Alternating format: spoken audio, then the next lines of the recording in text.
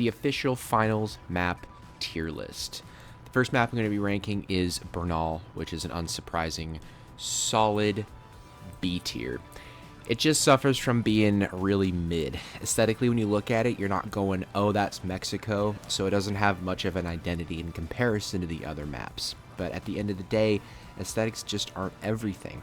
Gameplay is fine, it has your typical building and rooftop battles, which are fun, but the other maps do it much better or much worse, leaving it just, like I said, feeling pretty mid. It does have the best suspended structures variant, being the blueprint for the suspended structures change on Monaco, so I'm not putting it at C. It does many things well, just not well enough to justify putting it any higher than B tier. The next map we're going to be ranking is Fortune Stadium, which is an immediate S tier. It has a clear identity and aesthetic that is just very finals. Gameplay is great, encouraging long and short range play with distinct buildings that are all fun to play in. On that note, all of the islands that you need to hold or push feel balanced and fun to either attack or defend. It's not a huge map, but provides many different ways to attack an objective, so you can easily change your strategy without feeling like you'll be punished for doing so. Fortune Stadium just hits every mark in what a finals map should look, feel, and play like, so it's an easy S tier. Alright, so now we got Seoul, and Seoul is kind of the trickiest map to rate because I feel like no matter where you rank it, you'll have someone either agreeing or disagreeing, but what I think everyone can unanimously agree on is that Under Construction is the best variant. And speaking of variants, Seoul has diversity, with Under Construction, Standard, and Moving Platforms all make the map feel and play different every round, which I really appreciate. But what won't change every round is how atrocious Hospital Push is. It's nice that they added an overhang at the base of the hospital a couple seasons back. It did help it a ton. However, Hospital alone does a lot to encourage third parties, because teams would rather gamble that third party instead of push Hospital.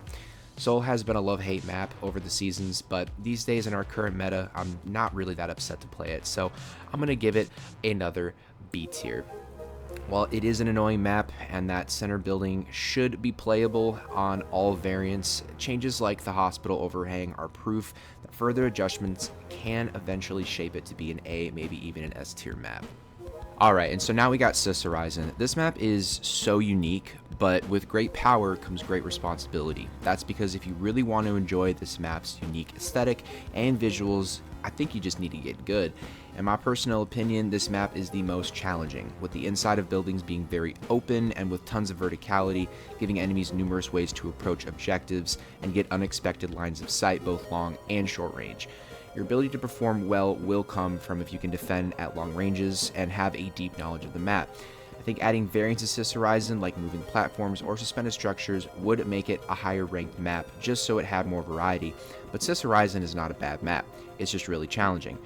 But just because something is challenging doesn't mean it's bad. A tier.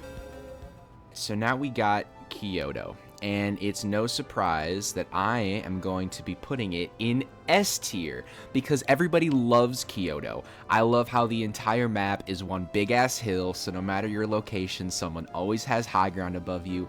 I love how I pick up armor stands, vases, pillows, baskets, and other useless junk while I'm trying to grab my teammate's res trophy. I love how absurdly massive Kyoto is, that I'm always running 200 plus meters to the next objective. Kyoto is so loved, that's why they had to reduce the amount of bamboo and foliage on the map, why they had to remove the slowness effect when you walk through the water, and why they added extra cover to the basements so it wasn't a wide open desolate death trap.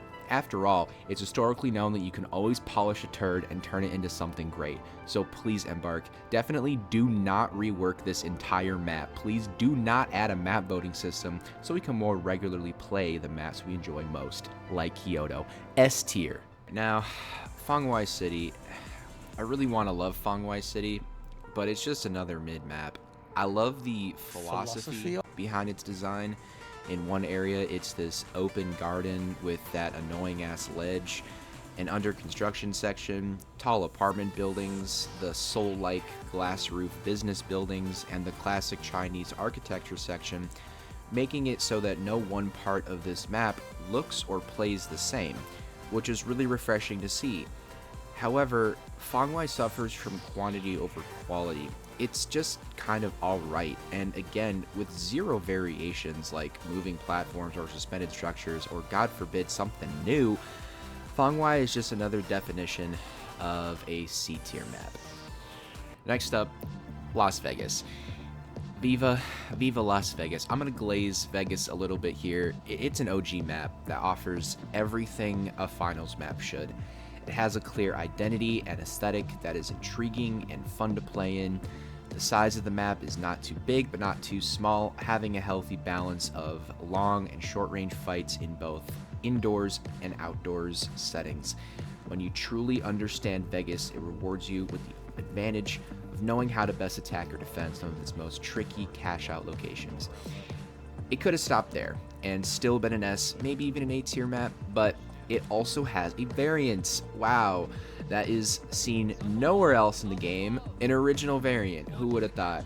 Of course, I'm talking about Sandstorm, and I know people hate on Sandstorm, and for good reason. It's not perfect, but it does have a ton in playing into that identity of Vegas and differentiating itself from all the other maps, because this variant is, again, not seen anywhere else, and that's exactly what I wish other maps, especially the ones with zero variants, would have. Something original tied to it. So for all the reasons given, Vegas is an S tier finals map. Alright, Skyway Stadium, another OG, bringing something new to the table, and what I mean by that is it's the only map to have the up-down variant and combine both suspended structures and moving platforms. Again, something I wish other maps played around with. However, that is just all it really brings to the table. It's still a mid-map, unfortunately. Anytime you push a point, it feels like the defenders have a clear advantage, and this feeling is further exacerbated on suspended structures. This map gains its identity from its variations, not its aesthetic, visuals, or gameplay, culminating into this overall C-tier feeling. I don't hate it, but I'd be happier playing on a different map. Now it's time to talk about Monaco.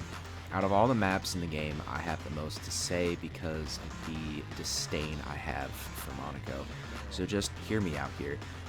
Monaco is such a unique and visually appealing setting with great buildings to play in, and of course, I mean, who can forget that beautiful cathedral that offers both an interesting point of interest and gameplay setting. Embark looked at all of this and said, let's spawn 85% of the cash outs on the outskirts of this map, where it's either desolate flat land or foliage infested flat land that is both impossible to attack and impossible to defend, like that stupid ass tunnel. And since it's on the outskirts, the map is so fucking massive, players have to again travel 200 plus meters to each objective because Monaco has the worst team spawn logic in the entire game, which also just encourages third partying. And let's take this a step further. You know that beautiful focal point that is in the thumbnail of the map that can spawn only 2 cash outs inside of it but rarely ever will, so it's really just a big roadblock? Let's make an entire variation of Monaco where we just wipe the whole fucking thing off the face of the earth and add a duck in the sky. My problem with Monaco is its wasted potential. Whenever cash outs spawn in the city area of the map, it's very enjoyable. I can see the vision the devs had, and the changes they made to the suspended structures variant is proof that changes to Monaco can make it play the way it's supposed to, because the suspended structures spawn on the outskirts, alleviating all the problems I mentioned before with the outskirts. So why, when it's not that variant, why am I most of the time not playing in the city? Whoever is watching this video right now, do me a favor. From here on out, when you play on Monaco, just think about everything I've said here today. Just be aware of where the cash outs are spawning and how often they spawn there, and you'll see what I mean. I've yapped enough about this map. You get the idea. To my boy Frog, I'm sorry to do this to your favorite, but as it stands today, I need to give Monaco a D tier. I'm not giving it an F because it has potential as its layout is designed today. Embark just really needs to change both the player and cash out spawn logic. It's just a D tier map. D for dreadful. Now last but certainly not least, we got Nozomi Citadel. I love you. You almost have everything. You have the aesthetics, the gimmicks, the lore, the visuals, the fun gameplay with your interesting buildings, but you have no variations. And I'll tell you why Fortune Stadium gets away with it, but Citadel doesn't. it's because of its size and its capability to create one. Citadel has a clear rotational space to easily implement moving platforms, and has the lore baked into its DNA to develop a variation unique to itself, just like Sandstorm Vegas. You could have a variation where Vaya has taken over the CNS half of the map, or vice versa. Either way, the potential is there, but Nozomi Citadel opts to do none of it. That is why I hate to do it, but it just deserves an A tier, because it could be S tier, but it just decides to do nothing with itself. So that kind of wraps up the core cash-out maps. Of course, Peace Center and Starlight Hollow exist. I think it's great that other game modes have their own dedicated maps, but I just don't play those modes often enough to really have a strong opinion on them or fairly rank them on a tier list. If I had to place them, they're both B or C tier. Like, they serve their purpose, but aren't very extraordinary. This whole thing became a lot longer than I thought, so I'm going to end this now. Please let me know if you agree or disagree in the comments. Peace. Suck your fucking dick. Wait, what is the bot?